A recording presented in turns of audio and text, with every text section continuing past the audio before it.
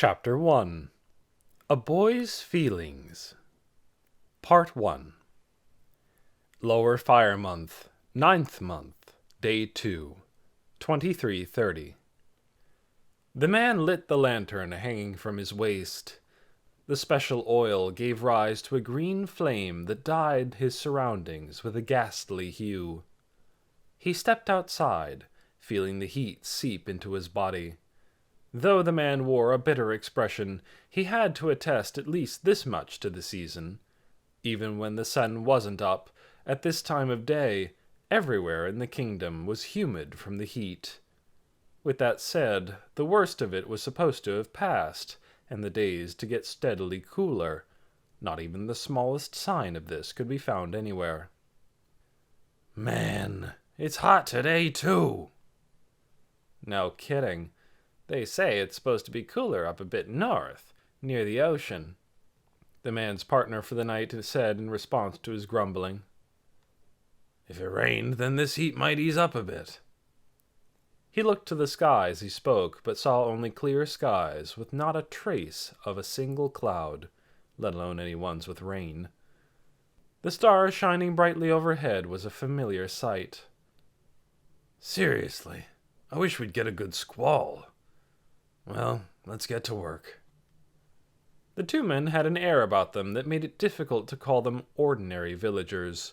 First was their equipment, a long sword at their waists and leather armor. Their gear was too excessive for a village militia. Not only that, their faces and bodies did not belong to those who worked the fields. Rather, they held the dangerous aura of people well versed in violence. The two men walked into the village without exchanging a single word. Silent under the darkness, the only sounds that could be heard in the village were their footsteps. A veritable ghost town. With great strides, the two men calmly walked through that creepy atmosphere. Their composure was proof that this was routine to them. The village that these men were walking through was surrounded by tall walls, and even with a cursory glance one could see 6 watchtowers. It was difficult to find such strong fortifications even amongst the frontier villages where monsters were more likely to appear. Rather than calling it a village, it was more accurate to describe it as a military base. With that being said, a third party might see it simply as another village with tighter security than usual. However, the scene that would follow next would make them furrow their brows. Normally, a wall would encompass the residential buildings or storage warehouses where the fields were spread out outside. Plowing the fields inside the walls would require an incredible amount of work in order to surround all of the vast farmland. However, this village had surrounded the verdant grass swaying in the wind and was guarding them as if they were made of gold. The man who was walking in that eccentric town felt someone's eyes on him from one of the watchtowers. In reality, it should be his comrade, equipped with a bow. If something were to happen, he could receive help by shaking his lantern above his head. Considering his comrade's skill with the bow, he would pass on his covering fire. Rather, ringing the bell to wake the others was all he needed to feel secure. But if he happened to accidentally use the signal, he would have to suffer through his comrades who were fast asleep. Despite this, the man was ready to shake the lantern as soon as he felt even the slightest suspicion of violence. After all, he didn't want to lose his life. With that said, it was doubtful that much of a situation would arise. He had repeated this same job for the past couple of months and would continue to do so for a few months more. As he circled exactly halfway through his patrol route, something like a snake struck the man's mouth. It wasn't a snake. The thing that had latched onto the man's mouth and would not budge was a tentacle from an octopus. His chin was forced upwards and followed by a searing pain on the exposed neck. Everything up to this point didn't even take a second. A sucking noise flowed from his neck. It was the last sound the man would hear in his life. The hand that was on the man's mouth released its grip, his back supported from behind so the body would not fall. After confirming that the blade had absorbed the blood, the magic weapon, Vampire Blade, was pulled out. The one hugging the man from behind was a figure covered in pitch-black attire. Apart from the eyes, the whole face was hidden, and the entire body was covered in black garments. The fabric itself was made of cloth, but for the gauntlets and greaves on the arm and legs augmented for its defense. Same went for the chest. It was covered with a metal plate, but the female curvature was plain to see and easily recognizable. Similarly, behind the other man was a figure wearing the same outfit. This side also had an uplifted metal plate covering the chest. The eyes turned to the other side and nodded once. Having confirmed that the assassination was successful, she checked her surroundings. There was no sign that they were detected, a small room for relief in the corner of her mind. Even with the light from the lantern, they were sticking so perfectly close to the bodies that it was difficult to tell the difference from the watchtower. The only cause for concern was the instant they attacked, the short distance covered while moving between shadows, dark crossing, but even that concern was over and done with. With the dagger reddened from drinking the blood still lodged inside, she propped up the body that was about to collapse. To the people in the watchtower, it would look as if the man patrolling had paused for a bit. Regardless, standing so stiffly like this or falling over would definitely rouse suspicion. Then it was necessary to immediately move on to the next phase. However, that was not her role. The woman felt a sensation in her hands, the feeling of the man's lifeless body growing stiff, as if the inside was propped up by a pillar. As if confirming that she wasn't mistaken, in the next moment the man's body jerked. Even when the dead body moved, there wasn't even a shred of surprise. Everything was going according to plan. The woman released her hands and at the same time launched a skill. One of the skills she learned from her ninja class, Hide Shadow. As long as a shadow existed, one could completely meld into it and render detection impossible to the naked eye. Leaving behind the two who were now completely hidden in shadow, the men started to walk forward, as if they had just been released from chains. They were returning to continue their patrol route. It was as if they had just remembered their original task. But their gait was clumsy and heavy. Even if their wounds weren't finished healing, fresh blood did not seep from the slashes on their necks, because all of their blood had been drained out. There was only one reason they could still move. They had become zombies, and were now following the orders of their creator. The one who turned them was not either of the women. Looking at it normally, the only people present here were the two men. Even if someone were able to see past their concealment ability, there would still be no more than 4 people. However, there was a fifth. That unseen fifth figure was the one responsible for the zombies. That figure was invisible even to the women, but their ninjutsu allowed the two to detect hidden presences by using magic or skills. This ability reacted to the one before them. Preparations here are complete. Perfect. Low voices rang out, and a small voice answered in response. I know since I'm watching. I'll move to the next location.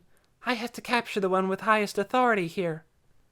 This was also a female voice, but this one had a high-pitched tone that lacked maturity and exuded the feelings of a child. Then our side will start the attack. What about the other two?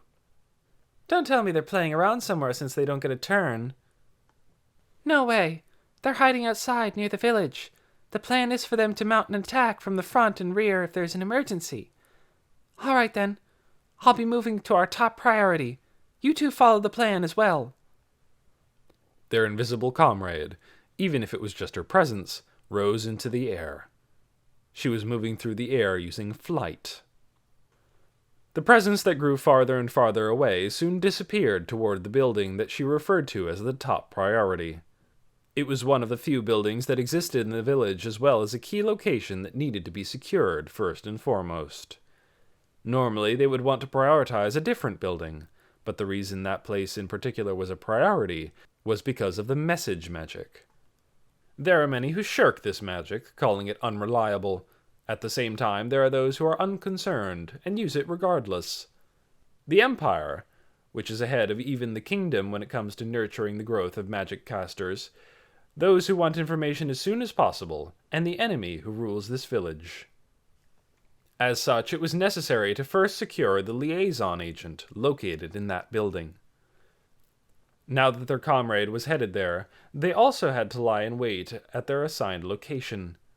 Everyone had to match the timing and finish their assault while they were still undetected. The two ninjas exhaled and ran onwards. Moving to and fro in the darkness, they would be invisible to an ordinary person. If they used their equipped magic item as well, even adventurers would have a hard time spotting them. In other words, there was no one in the village who could see the two women with their eyes. Her comrade, who was running at her side, skillfully moved her fingers. Although it looked as if she was just wriggling them around, the other who saw it read their meaning.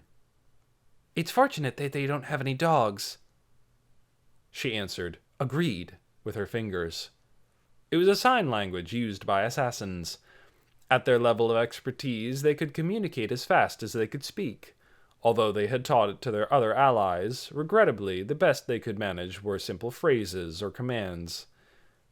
For them, however, both the speed and vocabulary of their signing was at a level where they could have daily conversations, and would often use them to have secret chats with one another. "I know what you mean. It makes this easier since they won't be attracted to the scent of blood."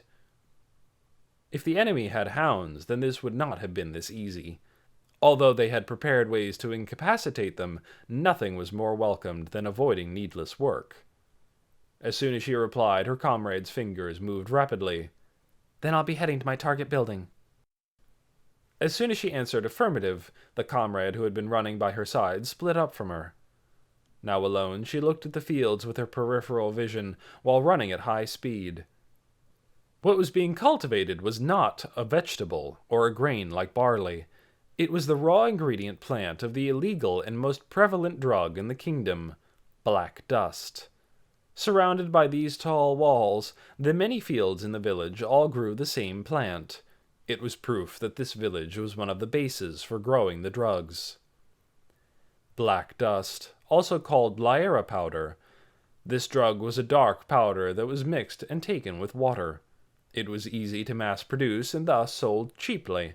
Thanks to the easy high in euphoria, it was the most famous drug in the kingdom. Not only that, there were many who believed that the drug was not addictive, and that it had no side effects, causing it to be spread far and wide. She remembered that fake information and snorted back a laugh. A drug like that did not exist anywhere. I can quit whenever I want, was it? There should be a limit to such naivete. The results from testing the fluids from a black dust addict had shown that the user's brain had shriveled to about 80% of the average brain size. Made from a plant originally grown in the wild, black dust was a powerful drug. It was a wonder how people could believe that such a poisonous plant would not be addictive.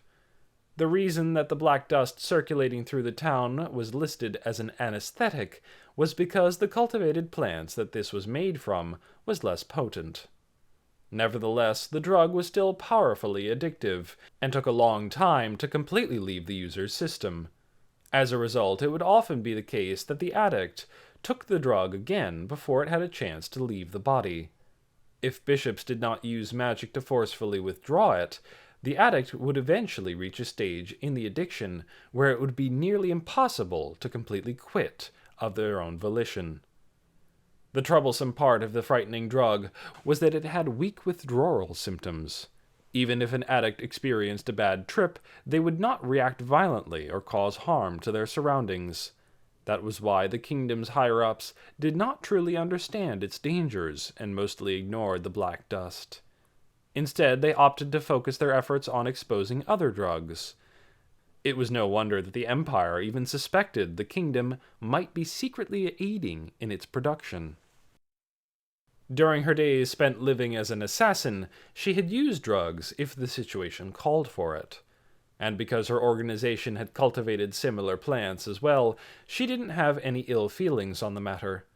Even drugs could be greatly effective when used with caution. They were not too different from a medicinal plant with dangerous side effects. However, this was a request, and her personal opinions were not relevant. Only that requests that aren't made through the Adventurer Guild are dangerous. She frowned beneath the mask. The client this time was a friend of the team leader. Despite the adequate reward, accepting a request that bypassed the guild could have troublesome repercussions in the future, even if they were one of the only 2 Adamantite-class adventurer teams in the kingdom. Is it 3 now? Now that she thought of it, she remembered hearing that a new Adamantite team was formed. Whilst having such thoughts, the woman arrived near the building that they had codenamed Number 2. Her role was to collect every scrap of information in this building. Afterwards, she was to set fire to the field.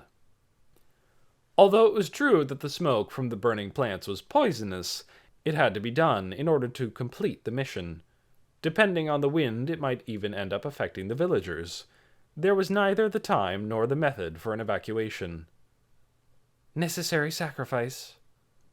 Having told herself as much, she tossed aside the safety of the villagers. Raised as an assassin, the loss of human life almost never affected her emotionally.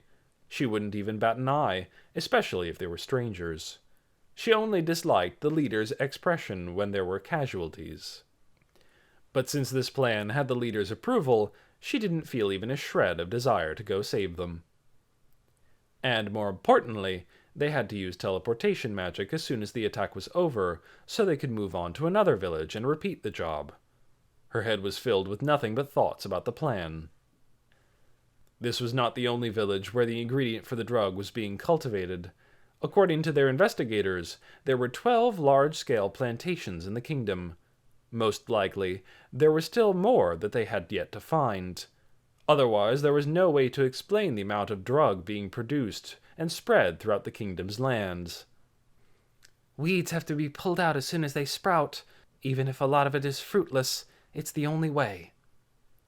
If they found something like written orders in this village, then that would be a stroke of luck. Regrettably, it was never that easy. They could only hope that the one in charge of this village would know something. The leader will be happy if we can get even a small piece of information on the organization. The powerful syndicate that cultivated the drug was named 8 Fingers, named after the 8 fingers of the god of theft, subordinate of the god of earth. They were the group that controlled the underworld of the kingdom. The criminal organization was divided into 8 categories: slave trafficking, assassinations, smuggling, larceny, drug trade, security, banking, and gambling. Their reach extended to every criminal group in the kingdom, and the sheer size of the organization meant that they were shrouded in mystery. On the other hand, what was plain to see was how much influence they wielded in the kingdom. The village sprawled out before her was proof of that. They cultivated illegal plants in plain sight. That alone was enough to implicate the noble of the land as an accomplice, but charging him would not lead to a conviction. It would be a different story if the royal family or someone from the judicial authority were to investigate the matter. But even so, it would be difficult to reach a guilty verdict when it involved the feudal aristocracy. The nobles of this land would claim that they did not know that the plant could be used as an ingredient for drugs. They might even accuse the villagers of acting on their own volition in order to shift the blame. Public denouncement was ineffective, and trying to forcibly curb the circulation of the drug was almost impossible with the organization bribing the nobles with influence over the distribution channels. That was why the only option left was violence, burning the fields as a last resort. In all honesty, she believed that even if she burned the drugs here, it wouldn't make a dent in their operations. With their fingers even in politics, the 8 Fingers was a very powerful organization indeed. A bid for time. If we don't make a decisive attack someday, then even this will be useless.